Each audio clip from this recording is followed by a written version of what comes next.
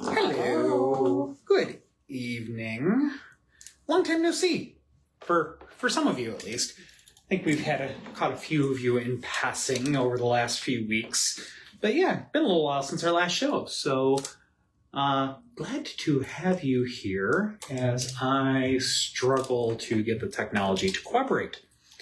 The tech is having a day. It's probably user error. No, we were having tech issues at work today, too. There we go. Got it. Haha. You win? For now? For now, yes. Until Nico steps all over the computer? Yes. Oh, and you can see the fire most beautifully toasting away there in the background. So, yes. Anyways, but yeah, hope that you all have been doing well. We're doing okay. Yeah, we've... tours have more or less been kind of closed for a couple of weeks because... Something called ice. Yeah, they kind of got a little icy out there. Chilly. Yeah, cold, So cheers to the 50 degrees we're going to have for the next few days. Cheers to the two hardy individuals that decided to come on out and join us this past Saturday. So much of us. Yes. And other than that... cheers to everybody that came on out and saw us at the Hanover Tavern Paracon, which was a lovely event, as always. Yes. And hi, Patrick. Glad to, yes, it is a wonderfully toasty fire. Glad to see you could come on out and tune in this evening. Yes. But yes, we're purring. Oh. You probably won't be able to hear that, but... He does have a motor. I can hear it over here. But he's probably not too close enough to the microphone on the recording device. Yeah. But yeah, snow didn't get Patrick out of work. Admittedly, it didn't get me out of my day job either, so... No, my shop was closed for... a couple days. 2 days, and then we opened late for a week. Yeah. But yeah, tours really haven't been a thing for the last couple of weeks. Yeah. Although we do have some folks that are going to be coming on out and joining us this weekend, because... we got Valentine's Day coming up. It's spooky Valentine's Day because it's Friday the 13th with haunted dinner. Friday the 13th. And yeah, whether you want whether you love Valentine's Day or you prefer a second Halloween, we got you covered either way. So yeah, you can come on out. You can join us for that haunted dinner event on Friday, or you can come out and join Lee on the specially curated Churchill Chillers tour on Valentine's night. Focusing on love stories. Yep. So it's, going to be walking through the beautiful Churchill neighborhood, featuring some of our classic tales from that tour, but weaving in some other love stories, spooky love stories from the Richmond area as well. Yes. But that's not all that's going on.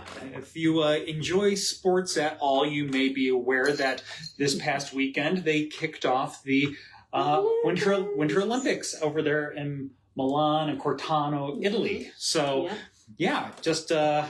One of our Virginia boys has already won gold with the team ice skating event. Yeah, yes. Ilya.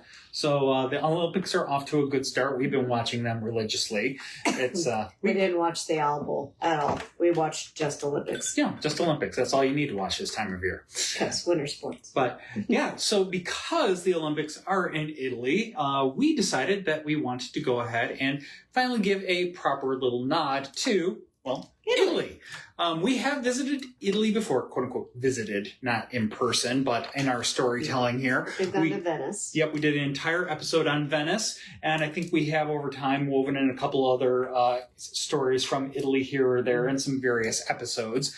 But tonight, the entire episode is going to be completely all about Italy. And of course, I did include Milan because that is where one of the locations is for the Olympics, and that's actually where we're going to start out. Sweet baby, right now Mommy's lap is a little full. Oh, and if you're interested, in favor of Italy, Di Serono, classic Italian liqueur, is so tasty. Especially just 1 cube of ice if it's shaped like a skull. Yep. Which ours are. Yep. I don't think this is going to last me very long. But you anyway. might have to get up for a refill? Yeah, I mean, I could. We're getting ahead of we're getting ahead of ourselves. don't have a place to set anything down? Well, he kind of took the spot. Vincent's over here where I was actually putting my drink. Just out of frame. And yeah, it's not safe to put a drink on the same thing he's sitting on. Oh, and Patrick says, yeah, it was the Super Globe last weekend with all the innings and goalie net in 3 strikes. That's basically how we felt about that other thing that happened last night. Yes. So, all right, so let's scurry off to Milan. Yes. So, Milan, modern, beautiful metropolitan city that attracts visitors from around the world, particularly right now because of the Olympics. Actually, one of our guides is there right now. Yeah, he actually caught a hockey game yesterday. Yes, Him and his wife did. I'm a little jealous. Very jealous, as a matter of fact. But we digress. Now, beneath the sleek skyscrapers and boutiques, the city holds many historical secrets. By 590 BC, it had entered the historic record as a Celtic settlement and would later become the Roman Empire's western capital. Over its centuries, it has experienced noble and political conflict, wars, foreign rule, and plagues, giving it a complex history filled with mystery. The city's folklore includes local cuisine, dragons, ghost stories, and legends like the Devil's Column, all found behind Milan's old doors and narrow alleyways. Can you see why I enjoyed this one? Ghosts and dragons. So, going to have some little kind of vignettes. We're going to hop around pretty quick here. But the first place we want to draw our attention to is the Duomo itself, the Duomo di Milano. And if you caught the cover picture that we had for tonight's episode, that was the Duomo that we had on there. Now, the Duomo in Milan is a notable landmark, originally serving as one of the several pre-Greenwich meridian systems used in Europe.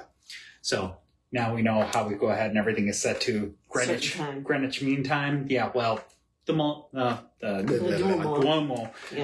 was once that line, but it kind of bounced around over the years. Anyways, so the Duomo does feature a sundial from 1780 that is set to local time, and there are bells that are rung at midday.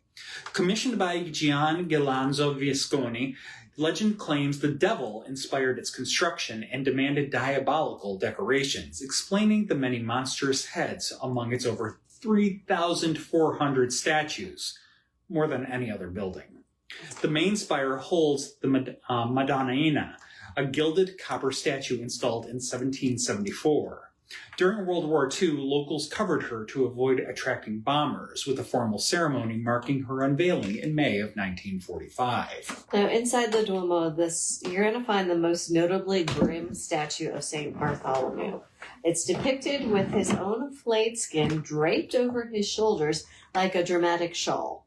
Originally displayed outside, this unsettling sculpture was eventually moved indoors by the priest who thought it was too disturbing for public display. St. Bartholomew was one of the 12 apostles mentioned in Matthew, Mark, and Luke, often believed to be the same person as Nathaniel. Others, than his missionary work in India and Armenia, little else is actually known about his life. Over the centuries, he became linked to medicine, partly because of one of his churches was built where a temple of Cephalus once stood. Created by Marco Agri in 1562, the statue's irony lies in its remarkable anatomically correct, and I mean, it looks like it's a real body that could actually wake up and breathe. It reveals muscles, veins, tendons. It makes this actually an almost perfect model for teaching human anatomy.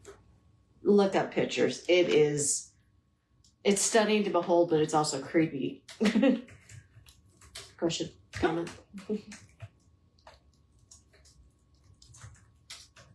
I always get curious when he's typing, and I have no idea what he's typing. So that is the first creepy part of this location. Then we're going to also go on to the fact that it was associated with the true Milanese culinary speciality. According to legend, risotto alla Milanese, renowned for its distinctive yellow hue imparted by saffron, originated at the Duomo site. In 1574, Valero de Findara, a master glassmaker, engaged in the work on a window depicting Saint Helena at the Duomo. He had an assistant known as Zaffarano, and due to his practice of incorporating saffron into glass, it produced a very vivid yellow color. During the preparations for Valera's daughter's wedding, it is said that Zaffarano humorously added saffron to rice, served it at the banquet, resulting in the vibrant yellow risotto. The dish was reportedly well received by guests and subsequently became a staple of Milanese cuisine. While the factual accuracy of this account can't be confirmed, the story provides a very engaging connection between the Duomo and one of Milan's most celebrated dishes. Now, finally, the majestic Duomo is also associated with a ghostly figure, Carolina, an unfortunate bride who, while visiting the roof terraces, was overcome with remorse for expecting a child with a man who was not her husband. She fled in distress and fell among the spires, never to be found again. According to legend, Carolina also appears in a wedding photographs taken at the Duomo, draped in black gown, her own wedding dress, which she wore to fool the feudal lord and prevent him from invoking Inus Prime Noctos, the right to spend the first night with the new bride. However, there's no need to fear her presence. It is said that her appearance is a blessing, wishing the happy marriage that she never had upon the couples whose photos she graces. That's a photobomber you want. All right. So Patrick says, about St. Bartholomew, he was martyred by being skinned alive. Common for saints to be depicted with their martyrdom or instruments of showing victory, over death. Mm-hmm. The patron saint of Patrick's church is St. James the Greater, and that is why we have a sword on our church shield, because he was killed with a sword. Yep. Love that little bit of trivia. Yes. Thank you, Patrick. All right, moving on to a different church. Yes. So,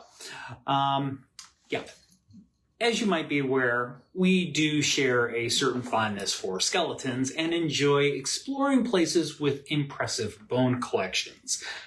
For example, a place we haven't been to but is on the short list for big places to go, Milan's notable ossuary.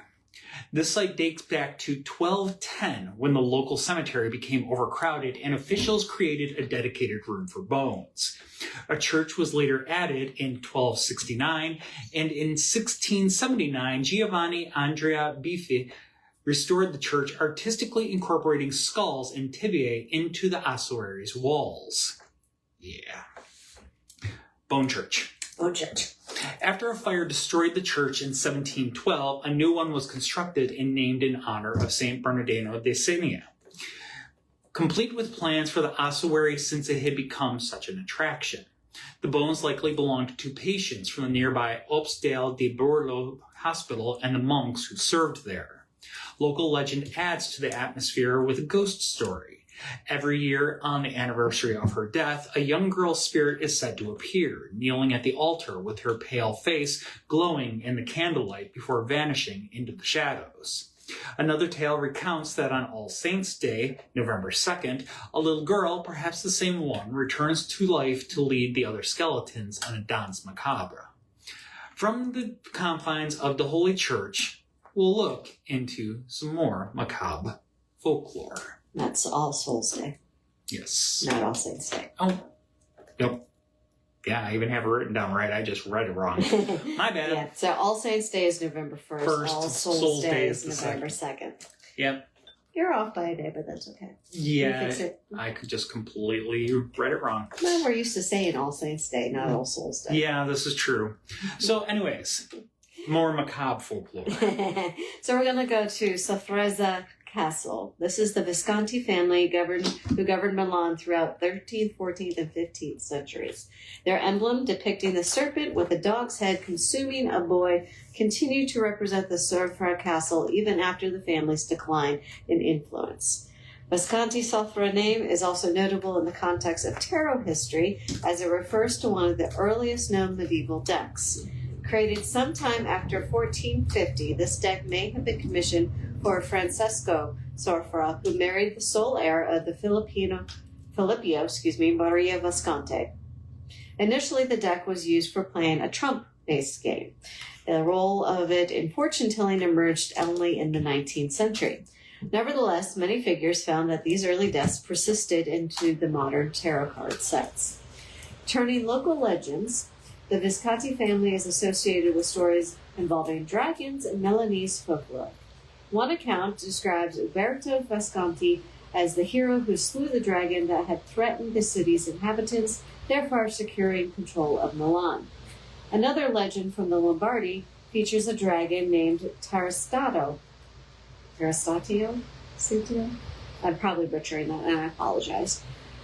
It was believed to have lived in the Lake Bernardo and have posed a threat to both people and animals while spreading disease across the region.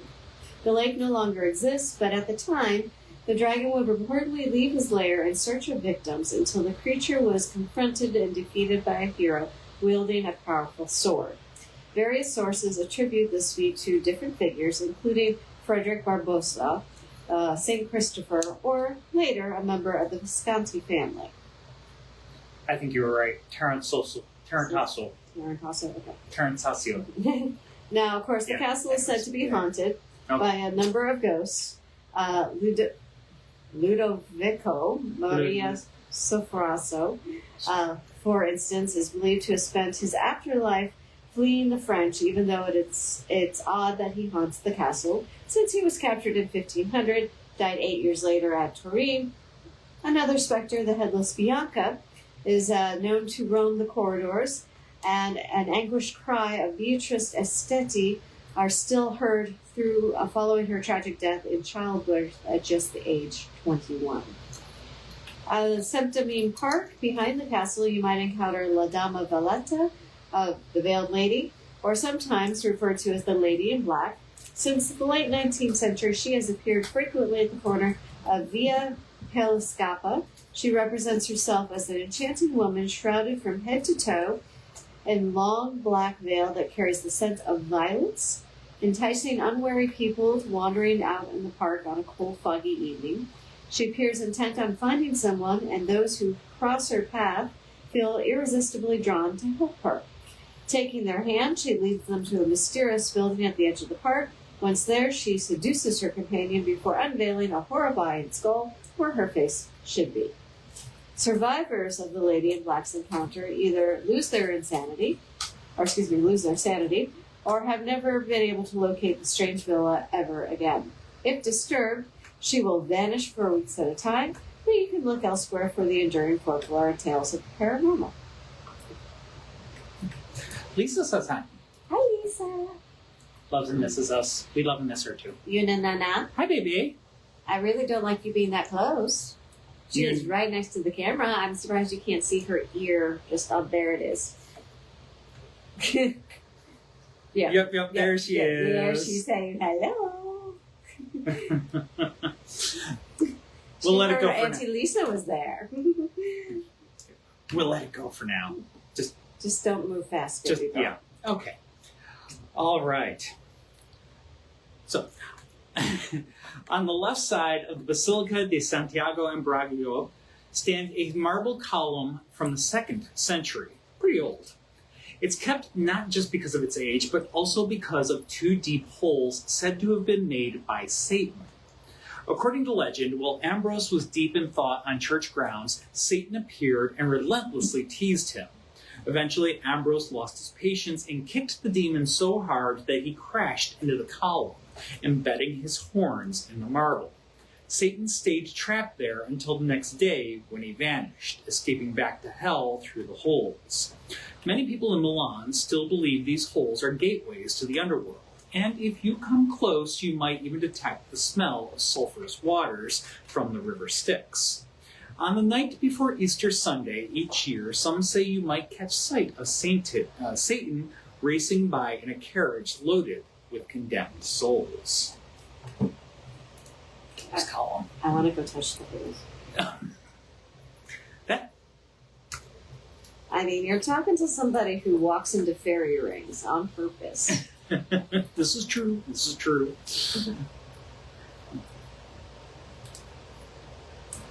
Okay. So, Statement. Patrick, so apparently the priest of his church has had a special robe commissioned for the is it All Saints? All Souls Day. All Saints or All Souls Day. Yes, a black set of vestments with gothic skulls on it. I approve. Yes, I want pictures. I do want pictures. Yeah. Lady Di Sorona is not for you. You are too young to be drinking, even by cat years. I'm sorry. All right, so we're going. Anyways, yes. So right. So let's go ahead. Let's take a turn to the theater and the arts. Because in Milan is one of the most famous opera houses there is, La Scala. Yeah, La Teatro alla Scala is regarded as one of the world's most renowned theaters. Commissioned by Maria Theresa of Austria, La Scala was inaugurated in August of 1778 and later inspired the design of the Vienna Opera. The theater has witnessed a history filled with triumphs, scandals, heartbreak, and above all, the lasting legacy of Maria Calais. The name La Scala means staircase and originates from its location on the site of Santa Maria della Scala, the Church of the Holy Mary of the Staircase. The church was named after an incident in which a mother placed a statue of Mary on a staircase landing, and her ill child reportedly recovered.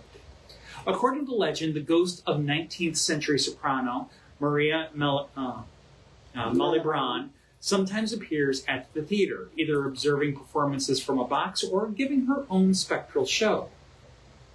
Maria Calais' spirit is also said to haunt the stage of La Scala Opera House from time to time. Deeply attached to Milan, the legendary soprano is believed to return eternally to perform. Technicians working late have claimed to hear echoes of her voice during rehearsals or see her silhouette under the spotlight on an empty stage. In the silence and stillness of the theater, the faint hum of Castra Diva drifts through the balconies, a mysterious encore from beyond. There is also a superstition surrounding the third-tier box on the right side of the theater. It is rumored to be cursed, bringing misfortune or tragedy to anyone who sits there. Though many consider it merely a myth, visitors often avoid this particular spot nonetheless. I just want to know if they have a Phantom of the Opera mask inside. They should. They should. They really should. Just a little nod to another theatrical. Yeah. And good evening, Dana. Glad that you could tune in as well. All right, so we're going to move on to the Library of the Ambrosiana. Looking at the Library of Ambrosiana, it's the treasured manuscripts, the Renaissance masterpieces, and the lingering spirit of Lucrezia Borgia.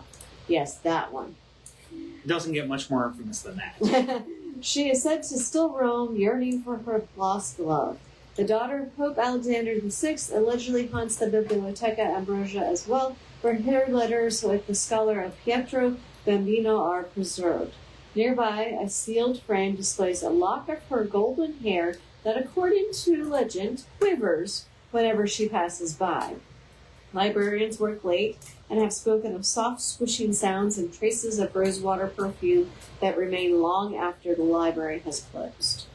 Each year on All Souls' Night, tales claim the Duchess apparition moves silently through the Piazzza, searching for the display holding her famous hair, a symbol of both allure and vanity.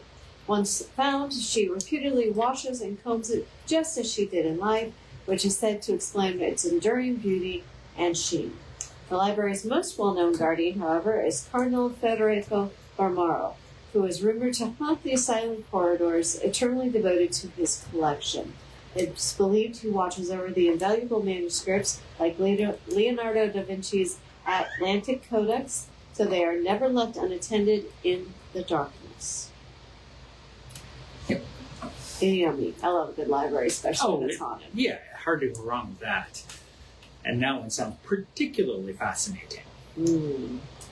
So, headed to Piazza Vetra today, you'll find a quiet park residing beside the Basilica of San Lorenzo. It's a peaceful scene, but for centuries this square served a far darker purpose. This was once the execution ground for those condemned as witches and heretics in Milan. In 1390, two women, Piana de Guas and Sabrina Zani, were accused of witchcraft here, igniting a wave of trials that would ripple through the city for generations. Executions continued at Piazza Vetra for more than 200 years, ending only in 1641 with the deaths of Maria Paloma and Margherita Metragana. Sorry for butchering these, I know I am. Each name marks a life caught in the machinery of fear, superstition, and authority. Nearby at San Agosto, the tribunal of the Inquisition held its proceedings. Those found guilty were led from the tribunal to this square to be burned alive. The journey took them across the wooden bridge spanning the Canal della Vetra, which once ran through the heart of the Piazza. According to legend, that crossing became known as the Bridge of Sighs, a final passage marked not by judgment, but by dread, grief, and the weight of what awaited on the other side. Now, there's another legend of a witch, the Porta Roma, which is once the medieval Milan's main gateways. It has now been transformed into a vibrant neighborhood full of cafes, shops, historical character. However, in the late 16th and early 17th century, it gained notoriety as the home of an infamous figure known as the Witch of Porta Romana. Historical records and local legends describe this mysterious woman as a healer residing in near Porta Romana. During a period marked by limited medical knowledge, widespread disease, she would actually help the poor with herbal remedies and treatments. Yet her expertise in plants and natural healing soon aroused suspicion. As Europe became engulfed in the fear of witchcraft during the Inquisition, women like her who practiced traditional medicine were often accused of darker dealings, and she was no exception. The story goes that a series of unusual and unexplained occurrences, such as sudden illnesses and deaths, led neighbors to accuse the healer of witchcraft. She was rumored to have cursed those who crossed her and was blamed for various local misfortunes. The situation escalated quickly, drawing the attention of the Inquisition. Eventually, the so-called witch was arrested and subjugated to interrogation and torture. As was typical of the time, she was forced to confess her alleged crimes under duress. The legend states that she was condemned to death for her sorcery, likely burned at the stake, as was common for those convicted of witchcraft during this time period. Although historians debate the details of her trial and execution, the legend of the Witch of Porta Romana continues long after her death. Local lore holds that her spirit remains in this area, and she's believed to have cursed Porta Romano before dying, vowing that the residents would face misfortune and bad luck. Even today, some locals report odd occurrences near Via La Chata and the old Porta Romano gate. Flickering lights, sudden chills, a sense of unease are sometimes felt by those walking alone at night. The witch's ghost, according to the stories, haunts these streets, seeking revenge for what she endured. For those interested in Milan's mysterious history, a tale of the Witch of Porta Romano offers an intriguing glimpse into the city's folklore, and visitors can stroll the same streets she once walked, perhaps passing by places where her restless spirit may be lingering still. Moving along. One more spot in Milan and it will be gone. Yes. But, we could have, if we really could have dedicated an entire episode to Milan. Oh, we could have. But I promise haunted Italy, not just Milan. Yes. So, this last place. So, constructed in the 14th century, the Palazzo Carmagnola now serves both as a theater and the headquarters of the National Commission for Companies and the Exchange. Local legends claim it is haunted by two notable guests. Its original owner, Count of Carmagnola, Francisco Busconi, and the renowned Cecilia Gallerini. These apparitions are said to appear on All Souls' Day, November 2nd, when the Count met his end by decapitation while Cecilia died of natural causes. One of Leonardo da Vinci's most celebrated works, Lady with an Ermine, features Cecilia Gallerini, who plays a significant role in Milan's history as the mistress of Ludovico Sforza, the Duke of Milan, also called Il Moro. Legend has it that if you visit number 7 via Broletto or number 2 via Rovolo and look up at the windows of Palazzo Carmagnola, you might catch a glimpse of Cecilia's ghost, dressed in white, gazing out and waiting for her beloved from the home she once knew. So it sounds like we need to make sure that we're in Milan for Halloween, All Saints' Day, and All Souls' Day. Okay. First trip when we retire? Sure. I'll go ahead. I'll start booking it now. I don't know when we're retiring, but It's at least 15 years out, right? something like that. Time to save. Time to save. All right. So moving on from Milan, since we spent like the first half hour of our show on it. You know, of course, you can't talk about haunted Italy and not talk about Rome. Rome. Everybody knows Rome. Everybody knows Rome. Yeah. Rome is Rome is Rome. Rome is Rome. The eternal city known world round. Everybody knows Rome. Yes. So, for this city, steeped in so much history, nearly every building holds its own unique story. Some of these stories are a little unsettling. No surprise there. As you wander through this ancient metropolis, you'll come across countless skeletons, sometimes tens of thousands, lying beneath both the cultural and literal surface, each with intriguing and often chilling tales. For those who enjoy exploring the eerie side of history or are fascinated by collections of ancient bones, Rome's shadowy past offers endless hours of captivating discoveries. So let's start with Rome's most notorious emperor, Nero. Yeah, Nero's still hanging about. He's at the Piazza di Popolo. Following his suicide in AD 68, the Senate showed their disdain for this emperor by issuing a decree of damnito memoriale, condemning his memory and legacy. As a result, Nero was denied burial in the mausoleum of Augustus, the customary resting place for the Caesars, and it was instead laid to rest on Piazza Hill, overlooking the Piazza di Popolo. Legend has it that the emperor's unsettled spirit began to haunt this location, appearing as a flock of crows nesting in a walnut tree that grew from his ancient tomb. Locals became fearful, reporting that the cries of the tormented souls and claiming to see ghosts and demons mingling with witches among the dark woods of the hillside. By 11th century, desperate residents sought help from Pope Pascal II, pleading for relief from Nero's ghost. The Pope responded, visiting Piazza Hill, where he found the walnut tree, the crows, and Nero's neglected grave. He cut down the tree, removed the emperor's remains entangled in the roots, and had Nero's bones scattered to the Tiber River. In place of the haunted site, he built a chapel dedicated to the Virgin Mary, now known as the Church of Santa Maria de Paolo. This seemed to put an end to Nero's hauntings for most people. But some still claim that his restless spirit roams higher up the hill. Visitors are warned to be wary of crows if they wander in the Piazza at night, and even now those who visit the piazza often speak of a menacing presence. Reports include sudden chills, ghostly whispers near the church, strange lights, and fleeting shadows at dusk when the fading daylight makes the square really eerie. Yeah. So Patrick just says Nero was a terrifying dude. Yeah, he was. He was. And they may have condemned his memory and legacy, but we still know who he is. People still know who he is, which says a lot. It takes a lot to kill a reputation like Nero's. Yeah. Something else.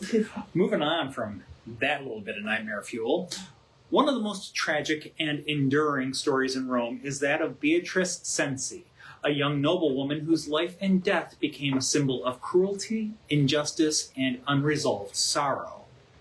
Beatrice lived in the late 16th century, the daughter of Francisco Cenci, a powerful Roman aristocrat not known for refinement, but for violence. Francisco's reputation was infamous even in a city accustomed to excess. He was widely feared, openly cruel, and rumored to take pleasure in the suffering of others. Yet his wealth and influence placed him above beyond reproach. As Beatrice grew into adulthood, her beauty became impossible to ignore, and dangerously so. Under the pretense of protecting his family, Francesco removed Beatrice and her stepmother from Rome and confined them to the family castle La Petrala outside the city. In truth, they were prisoners. It was an open secret that Beatrice endured repeated violence and abuse at her father's hands. The family appealed desperately for help, but no authority was willing to confront a man as powerful as Francisco Sensi. Silence, in this case, became complacency. With no hope of rescue and no avenue for justice, desperation took hold. In 1598, Beatrice, her stepmother Lucrezia, and her brothers conspired to end Francisco's reign of terror. On the night of September 8th, they drugged his wine, sending him into a deep sleep. Then they killed him and cast his broken body from the castle balcony, hoping to pass his death off as an accident. But the deception failed. Authorities were unconvinced, and the surviving Sensi family members were arrested. Their trial dragged on for more than a year. Beatrice never confessed, not even under torture.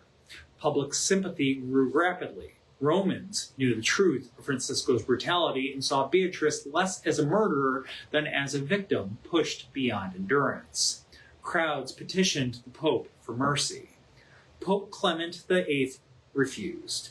A rigid defender of law and order, he would not set a precedent, even in the face of overwhelming compassion. His single concession was sparing the life of Beatrice's 12-year-old stepbrother. The rest were condemned to die. On September 11th of 1599, Beatrice and her family were led to the scaffold near Castel Sant'Angelo along the banks of the Tiber. The crowd was immense, so large that people were pushed into the river in their attempt to witness the event. One by one, the senseis mounted the scaffold. Beatrice's young brother was forced to watch as his family was executed before him. Contemporary accounts say Beatrice maintained a quiet dignity to the very end, her composure striking the crowd as both heartbreaking and accusatory. Her death did not end her story. Artists and writers would later immortalize her. Stendhal, Shelley, and Dumas were among them. The painter Guido Reni is said to have seen Beatrice as she was carried to her execution, later capturing her sorrowful beauty in a portrait that still haunts viewers today. And then there is the legend. It is said that each year, on the night of September 10th, the eve of her execution, Beatrice returns. Witnesses claim to see a woman in white crossing Ponte Sant'Angelo, carrying her severed head in her arms. In Palazzo Sense, residents speak of quiet weeping, of footsteps in empty corridors, of a presence that refuses to fade. Whether ghost or memory, Beatrice Sense still walks Rome, a reminder that some injustices never truly rest. I continue on in Rome. We have the Ponte Sisto, Donna, Olimpia, the formidable La Pimpasada. Pimpasada? In the title. A. Ponte Sisto, Donna, Olimpia, the formidable Pimpasia. Pimpasia. Okay, there we go. In 17th century Rome, power did not always sit on the papal throne. Sometimes it lived just across the piazza. Donna Olimpia Madalicini ruled her world from a vast palace overlooking the Piazza Nova. She was known throughout the city by a less flattering name, La Papessa, the female pope, and La Pimpasada, the nickname heavy with contempt. Yet behind the insults was a woman of extraordinary ambition who clawed her way from obscurity to the very center of Roman power. Sorry, we're having zoomies. Cat drama. Olimpia was born in the town of Vetra, far from Rome's gilded corridors. As a young woman, she merely escaped the future confined to a convent by accusing a local churchman of inappropriate behavior, a scandal that ensured her release. Soon after, she married an elderly and wealthy man. When he died only a few years later, Olimpia emerged as a comfortable widow with money, freedom, and a taste for more. Rome was her next conquest. Her second marriage tied her to the powerful Papalini family, and through it, her brother-in-law Giovanni Battista Pamplina. Now, he was elected to be Pope Innocent X. Olympia's fortune soared at this point. Clever, politically astute, and utterly fearless, she became the Pope's most trusted confidant. Nobles seeking favor quickly learned that to access the Holy Father ran straight through her chambers.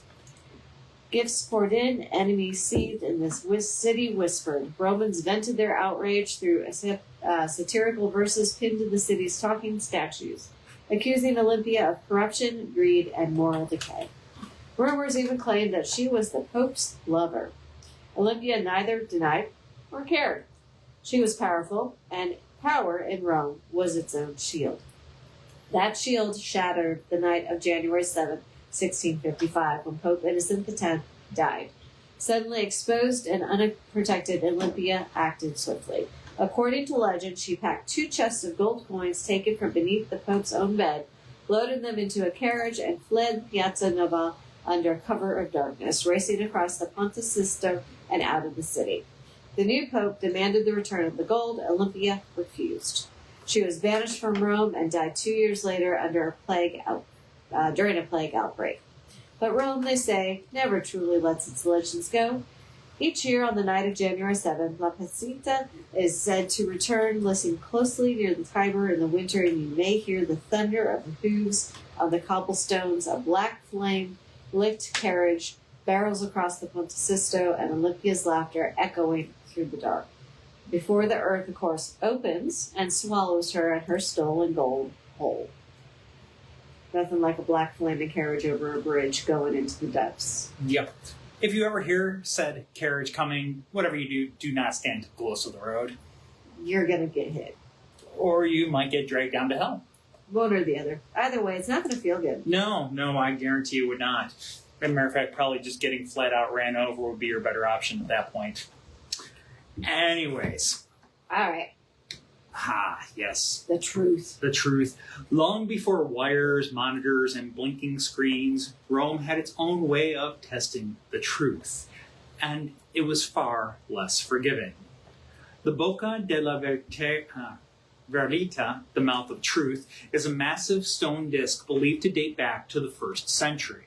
Carved with an unsettling human face, hollow eyes, furrowed brow, and a wide open mouth, it looks less like a tool and more like a warning.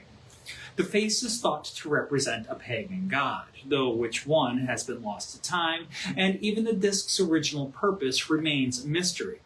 What endures is legend. For centuries, Romans believed that the mouth of truth could detect lies.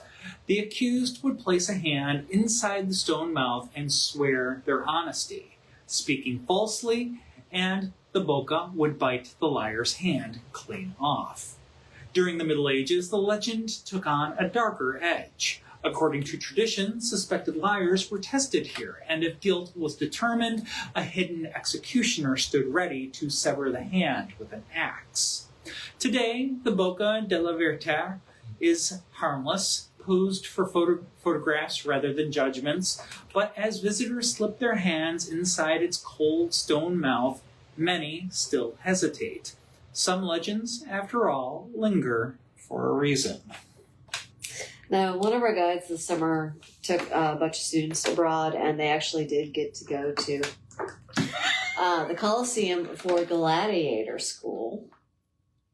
She has the certificate and everything. This was like her thing that she was looking forward to the most. I did ask her, I was like, so when you were in the Colosseum and doing gladiator school, did you hear the ghostly fights of the gladiators that everybody talks about?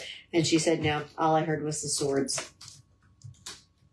Unfortunately. Unfortunately. But as you can imagine, we can't leave Rome without giving the nod to the Colosseum, where it was one of the most renowned and haunting sites. Here you have the historic amphitheater that was once the scene of fierce gladiator battles and harsh execution. And over the years, both visitors and night guards have claimed to hear those swords clanging, distant cries, ghostly animal sounds, roaring and such, and of course, the shadows that constantly move through the ancient ruins. So if you ever do get to go there, please let us know if you maybe have something spooky happen there. Also on the to-do list. Yes, it is. Even though, I mean, it's kind of everybody goes there. I mean, how can you not? It's the Colosseum. It's the Colosseum. It's the Colosseum. Yeah. So, yeah.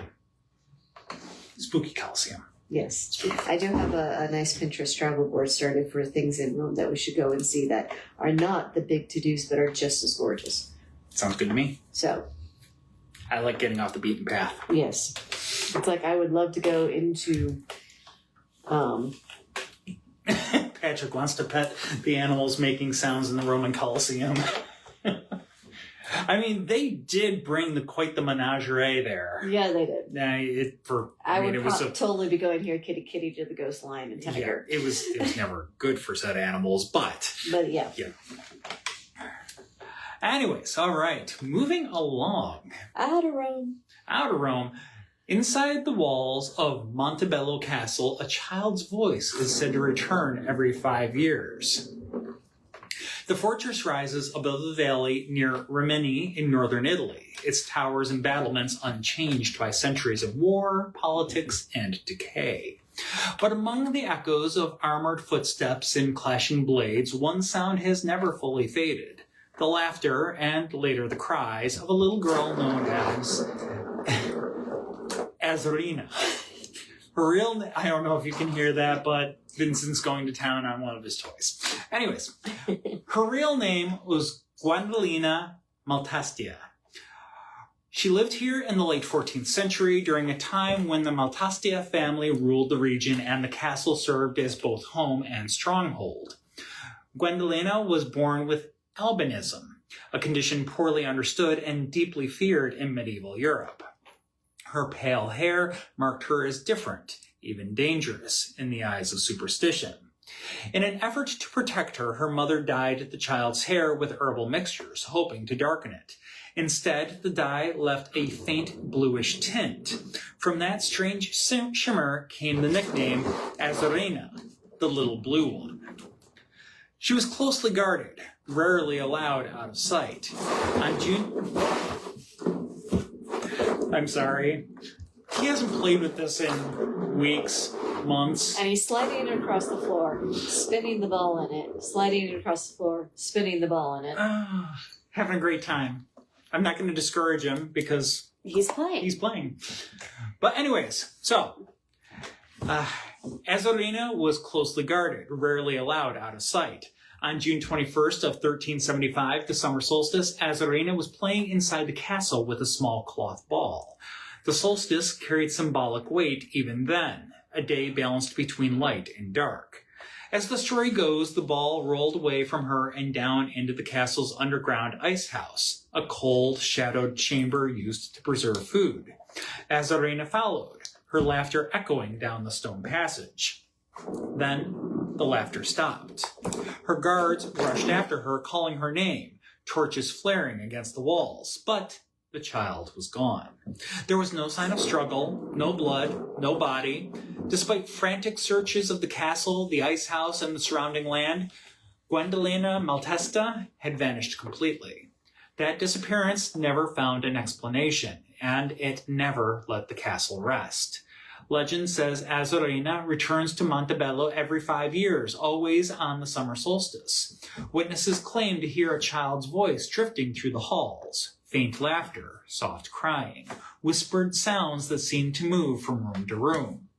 Some report the unmistakable noise of a ball bouncing on stone floors where no child stands.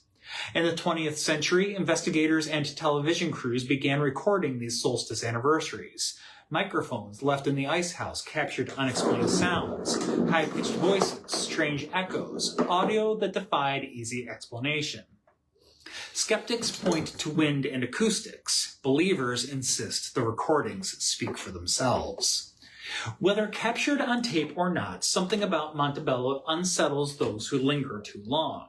Today, the castle is open to visitors. You can walk its towers, trace the worn steps of its staircases, and descend into the very ice house where Azzurrina was last seen. Guides recount her story in hushed tones, especially during evening tours when shadows stretch long across the stone.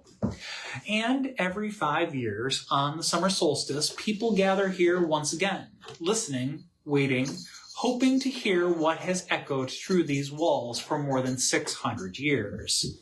Because some believe that on the longest day of the year, when light and darkness... Longest day of the year? No. Some believe that on the day of the year when light and darkness hang in balance, Azzurrina is still playing and still trying to find her way home. All right, we're going to swing over to Torino, which of course also was a location that hosted the Olympics. Start with the Olympics. End with the Olympics, am I right? Nope. Oh, we didn't arrange that properly. No, unless you want to go and skip the... We can skip. Okay, you skip and go to the next one, and then I'll end with Parma. Or you'll end with that? Yeah, I'll end with Torino. I'm going to Parma now? You're going to Parma. All right. So, yes. Going to Parma. So, rising from a rocky spur above the Seno Valley, Bardi Castle dominates the landscape of northern Italy like a memory that refuses to fade. Its name traces back to the Longobardi, the Lombards who once ruled these lands, and its earliest fortifications were raised under Bernardo di Friuli, excuse me. Yeah, Friuli. there's no T. No, there's not, no T. From the beginning, this was a place built to endure siege, to watch boundaries, repel invaders, and shelter the powerful. Its position made it invaluable during the Hungarian invasions of the Po Valley, and in 1257 the castle passed into the hands of the Lande family. For nearly 400 years, they ruled from these walls, forging alliances through strategic marriages, and expanding their influence into what became known as the Principality of the Lande. They minted their own coins, expanded the fortress, and even added a library and historical archive, turning Bardi into both a military and intellectual stronghold. But power fades. In 1682, the castle was sold to Ranuccio il Ferenzi, beginning a slow decline. By the 19th century, it had become a military prison. Later, it housed public offices after Italian unification. Stone endured, but purpose shifted, and with every shift, something seemed to linger. Among Bardi's many legends, none has endured like the tragic love of Morello and Solste. Morello was the commander of the castle's troops sometime between the 15th and 16th centuries. He fell deeply in love with Solste, the daughter of a noble family within the castle. Their affection was mutual, but doomed. Solste's father had already arranged her marriage to a local feudal lord, a union meant to secure land and power rather than love. Only Solste's maid aided the lovers, arranging secret meetings between the watchful stones. Eventually, Morello was called away to defend the borders of the state. Solste waited for his return every day, standing at the stronghold, gazing down into the valley below. Weeks passed. One day she spotted riders approaching, knights on horseback advancing towards the castle. As they drew closer to the meeting point of the Seno and Noviga rivers, Solste saw the colors on their armor. They were enemy colors. Believing Morello defeated and dead, grief overtook her. In despair, she leapt from the stronghold, ending her life. But the truth arrived too late. Morello had won the battle. He wore the enemy's colors as an act of defiance, a final insult to those he had defeated. When he learned of Solste's death, something within him broke. He took his own life, choosing death over a world without her. A little Romeo and Juliet action going on here. Mm-hmm. They say Morello never left. For centuries, witnesses have reported seeing his apparition wandering the castle grounds, searching endlessly for Solste. Sometimes he appears alone. Sometimes he is accompanied by faint, mournful music, drifting through the stone corridors like a funeral hymn with no end. Their spirits are not the only ones bound to Bardi. Over the years, researchers have focused their attention on the castle's stronghold, particularly at night. Apparitions have been reported repeatedly, including sightings in 1995 that reignited serious paranormal interest. Investigators from the Department and Study Center of Parapsychology of Bologna claimed not only to see Morello more frequently, but to photograph him, Those images are now displayed within the castle itself. Other teams followed. The Gipsy Files investigated Bardi Castle on 3 separate occasions, reporting encounters with multiple entities. They described seeing a knight in full armor descending a staircase near the palace, and later a towering 9-foot shadow figure appearing at the edge of their investigation. Electronic voice phenomena were recorded, some calm, some conversational, others hostile, as though resentful of intrusion.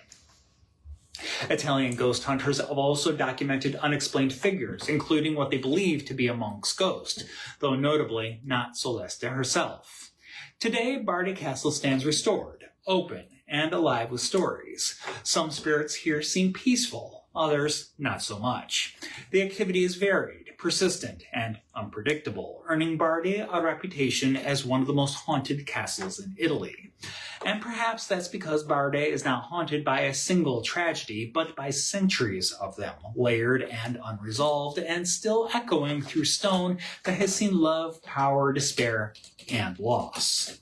At Bardi Castle, the past does not sleep quietly. It watches and wanders, and it waits to be noticed. All right, now as I said, we are going to end in Torino. We're going to Magno della Rota. This is just outside of the town of Moncarelli, near Torino, and it stands a small brooding ruin with an outsized reputation. Castello della Rota, also known as Il Casto della Paura, or the Castle of Fear. It's whispered about as one of the most haunted castles in all of Italy. Its unease begins with its age. The castle was formerly constructed in the 11th century, but its bones may be far older. Long before medieval towers crowned the hill, the Romans fortified the site to protect a crucial bridge over the Bana Stream. The bridge carried the Roman road to Palazzo, a vital artery of trade and military movement.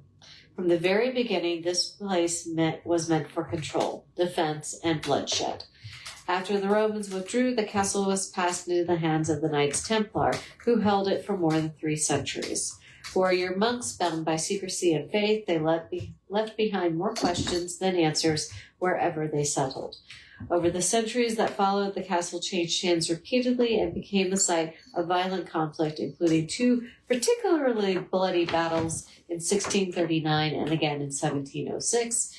Each era layered new suffering upon the old stone.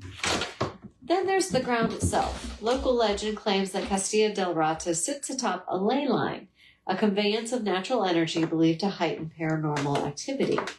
Whether coincidence or convergence of natural energy and a catalyst, it's a detail many believe explains why this place never is silent. By the late 20th century, the castle was abandoned and left to rot.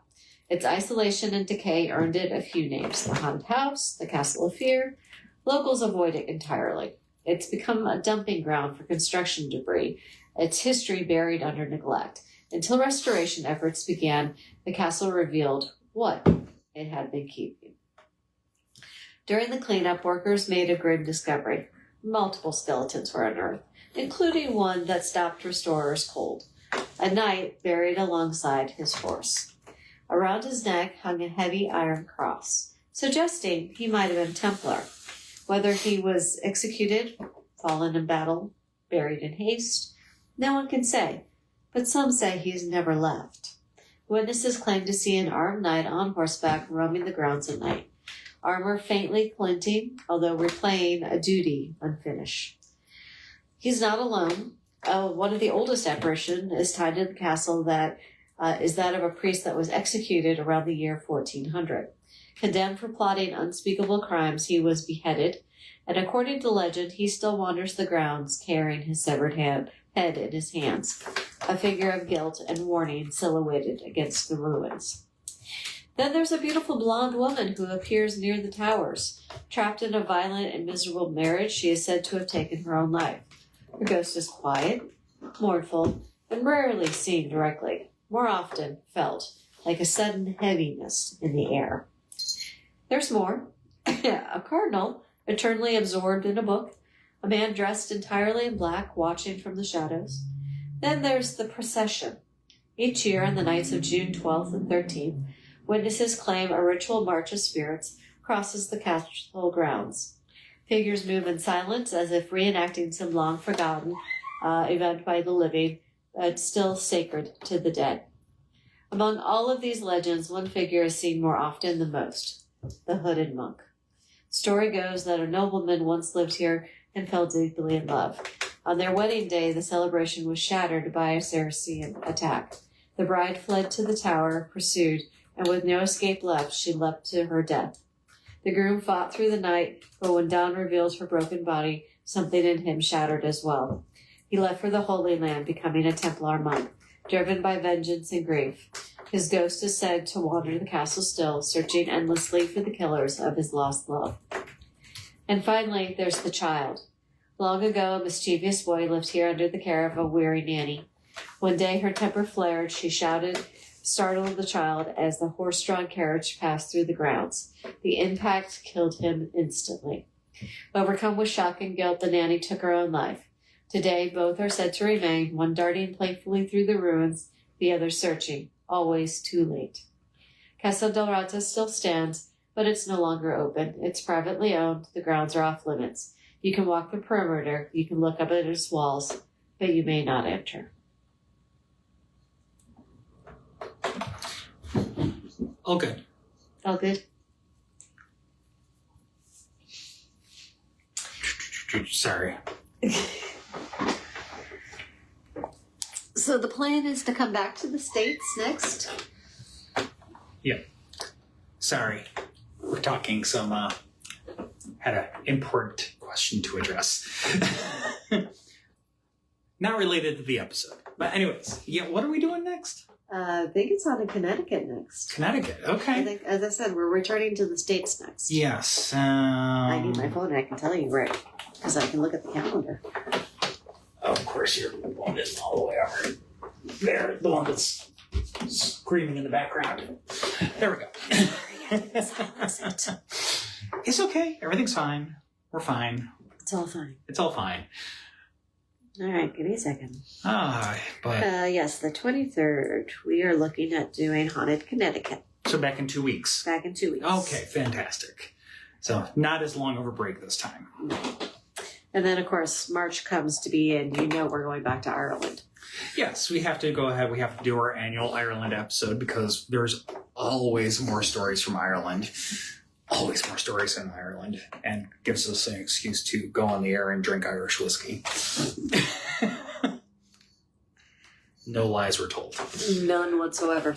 But that was one of our longer episodes. We haven't done an hour plus episode in a while. No, so we covered a lot in a lot. We did. Yes, we did cover a lot in overall in general. So and hope there's that you still more to come. Yeah, hope that you enjoyed said stories. Hope that you were not terribly offended by our gross mispronunciations when they occurred. Yeah, I should have. Italian is not my language. No, and I should have brushed up on my Italian before going live tonight. But here we are. So, but yes, back to the States in a couple of weeks. But in the meantime, quick reminder again, we got special Valentine's events this weekend. The dinner on Friday, the specially curated tour on Saturday, and other than that, we have our regular tours are also running as well. Trying to think. Other than that, our next big events are. I think that's it until Irish Fest. Yeah, which we still have to actually confirm and pin that down. Although we are next month, we are going to be the Churchill Irish Festival right up here on our front steps, and we will be definitively sponsoring the Hilltopper 5K on Sunday morning. So come run. Yeah, come run in the Hilltopper 5K. Pretend you're chasing the vampire. Yeah. And if you do, you'll get a race t-shirt that's going to have the Haunts of Richmond logo on the back, amongst some of the other sponsors as well. So, yes. But and we are going to be also vendors at the Richmond Renaissance Fair at Dorney Park in April. Yes, that's in April, like the third weekend of April. So a couple months out on that, but it'll be here before we know it. Oh my God, dinner is talking. I am so sorry, everybody. The Italian pasta didn't care for the Italian liquor. Go figure. That is kind of weird. But it was Italy all day today. And we seem to be frozen on life. Yeah, we are. Although, I mean, I guess everybody else is seeing things okay. All right. So we will see you in 2 weeks. If not before, come out for the haunted dinner if you can. If not, come out for the haunted tour on the Valentine's Day. Bring a friend. It doesn't have to be a romantic love. No, it doesn't. It does not at all. Perfect times to girls' night out. Girls' night out. Guys' night out. Whatever have you. Best buddy night out. Yes. So, and did have a quick question. Have we done Haunted Ohio? We did do Haunted Ohio. We did. It's been a little while now, but... And we've also done, I think, a Haunted Cleveland? I think... one of the cities. Was not Cleveland. Cincinnati? No, not Cincinnati. Columbus, thank you. We did Columbus. Yeah, there was enough in Columbus, Ohio for us to do an entire episode on Columbus, Ohio.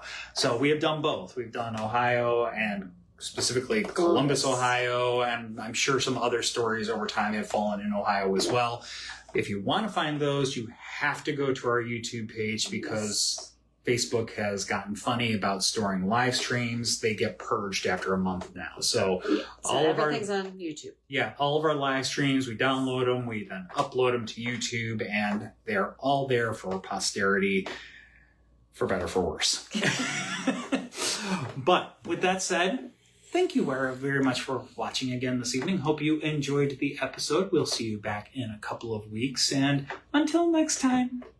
Enjoy the warm-up that we're going to have and the rest of the Olympics. Yes, and enjoy some warmer airs, the Olympics, and stay spooky, y'all. Thank you.